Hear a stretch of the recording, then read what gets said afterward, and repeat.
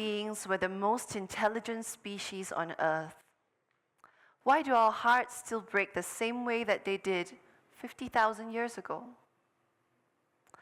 We've learned to generate electricity, but I don't think we've quite learned how to regulate our inner energy. I came to this realization when I was in the pits of my own emotional journey as a mother. Some years back, it was Saturday, 9 p.m., in my children's bedroom with the lights out. We just had a very fun day out at the zoo. And then as I was putting them to sleep, I kissed them goodnight and I said, "Good night, children. I love you." And my older son, before he drifted off, replied, "Good night, Mommy. I love you. But don't always be so angry, okay?" And he closed his eyes. I sat there, frozen. And then I felt something inside here break. A whole day of fun out at the zoo, unlocking core memories. But the last thing my child remembers about the day was how angry his mother was. In that instant, I suddenly had a flash forward of my life all the way to my death. It was my funeral. And my two sons, now grown men, were standing by my coffin looking inside. In that vision, I wondered, what could they have remembered me for? And what kind of emotional inheritance had I left behind? More importantly, what versions of them have I nurtured through my life and the way I showed up? That moment made me realize that I was spreading something way more powerful than words all this time. I was spreading energy. All my life, I thought that emotional reactions are just personality. That's just how I am. But personality is patterned energy. And this energy can shape outcomes. But what if we have grown so used to emotional chaos as the norm because we haven't learned of a world that is otherwise? We've managed to upgrade our technology, but maybe we haven't quite upgraded our nervous systems. And that gap between emotional wisdom and our intelligence is today destabilizing families, organizations, even nations.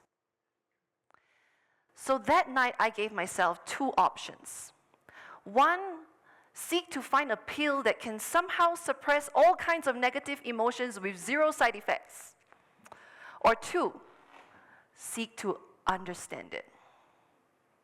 I chose two.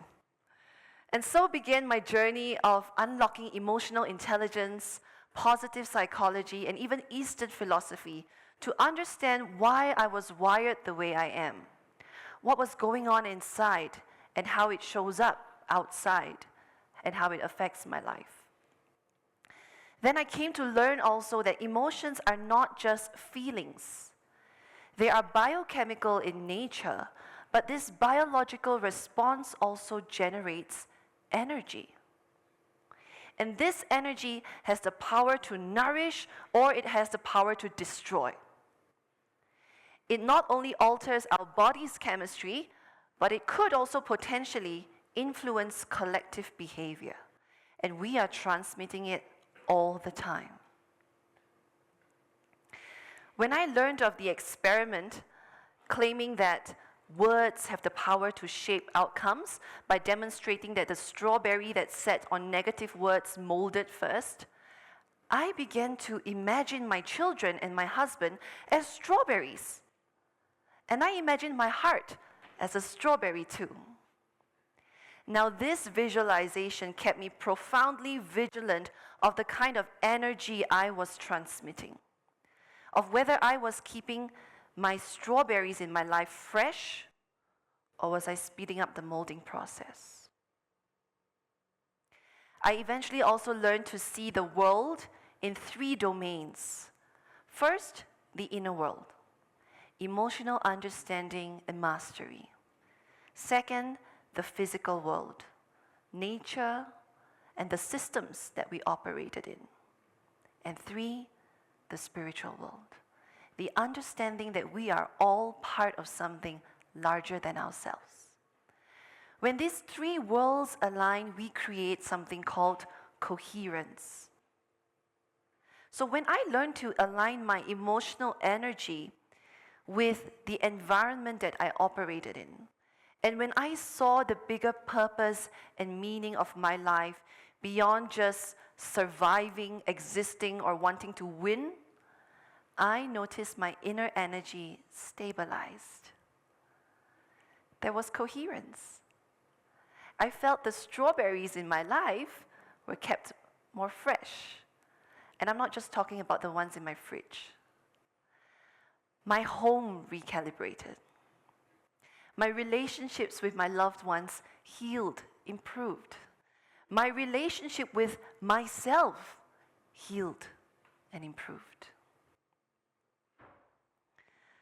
Some anthropologists and scholars suggest that one of the reasons that Homo sapiens may have survived was not because we were the strongest, but because we were the most unified. While other species fought each other, we somehow managed to collaborate. We managed to synchronize. So in some ways, the ability to cohere was our evolutionary advantage. But today, fragmentation seems to have become the norm. If we lose this coherence, we could potentially lose the very trait that help our species survive.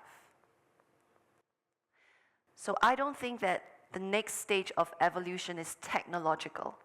I think it's emotional. If IQ helped to build this world, then it very well might be EQ that will determine whether it survives. Imagine a world where we learned emotional wisdom as seriously as we did mathematics. Imagine a world where leaders sought to stabilize the world inside before trying to change the world outside.